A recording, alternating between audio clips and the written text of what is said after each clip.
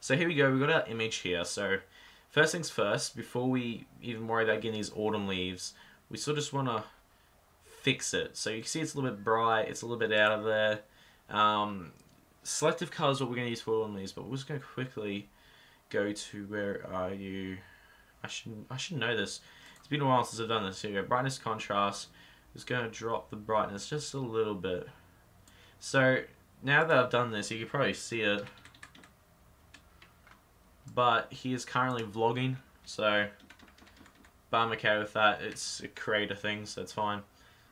Okay guys, so now that we've done the brightness and contrast, it's probably still a little bit too much. So what we're going to do is we're just going to quickly jump over to curves and just work on our curves just a little bit. So here I like to just, I know it looks weird brightening up the image, probably not that much though, and then just probably darken it. Probably just want to bring you about there.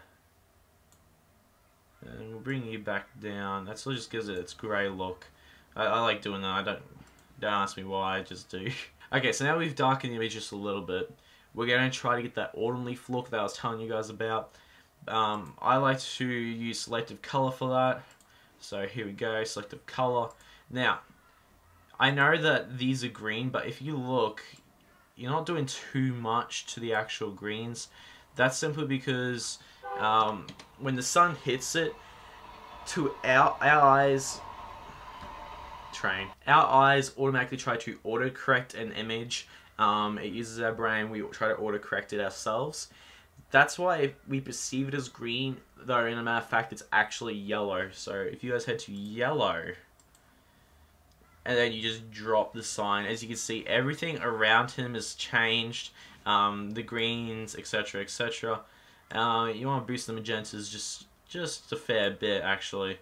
Some people like to drop yellows, give you a pink look. I like to boost yellows.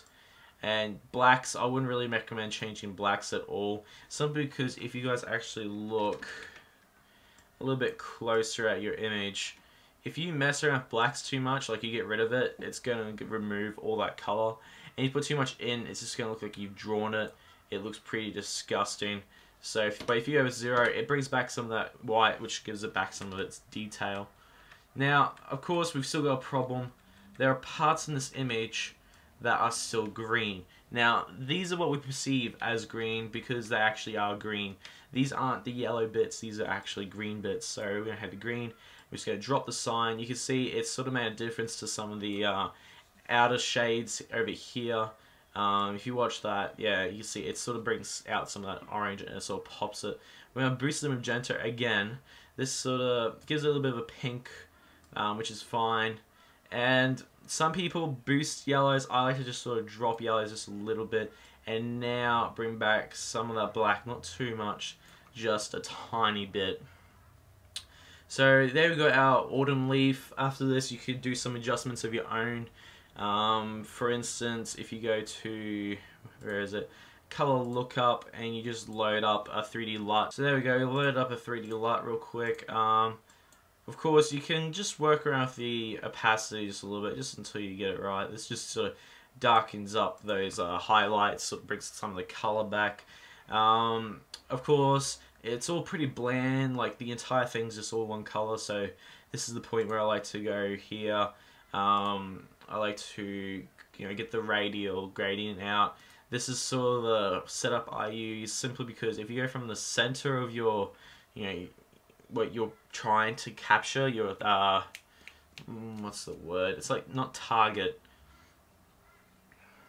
well, we're just gonna say target for this one, it's Bronco, and you're just gonna hold it, and I like to drag it out to here just a little bit straight.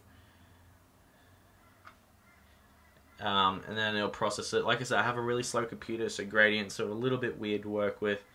And then you just drop the opacity down to about here, and there you go, you guys. That's pretty much how I do it. If you want to, you can sort of muck around a little bit with color balance. I like to add a little bit of blue, a little bit of red, drop some of this magenta, not by too much.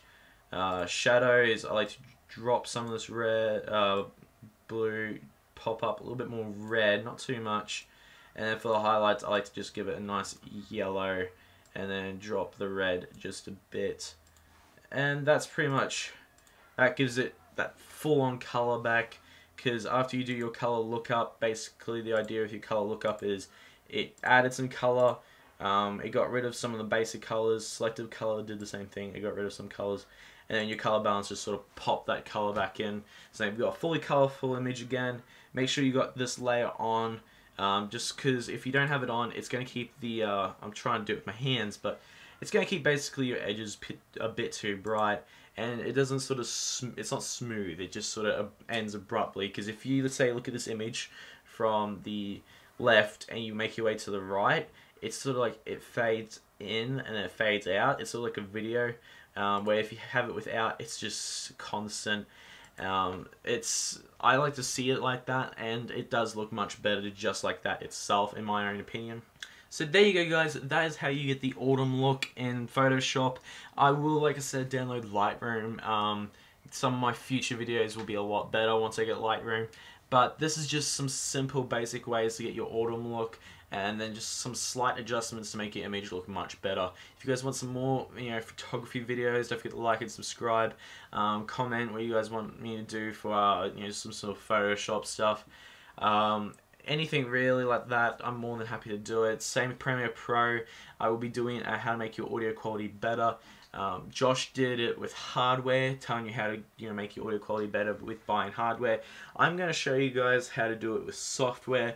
Basically, the idea is with my video, it's going to be basically about how your content can, like, if you've re-recorded it and you want to record it again, how to somewhat fix it and just make it slightly better. But that's for next time, guys. Hope you guys definitely enjoy it, and I'll catch you guys later. Peace.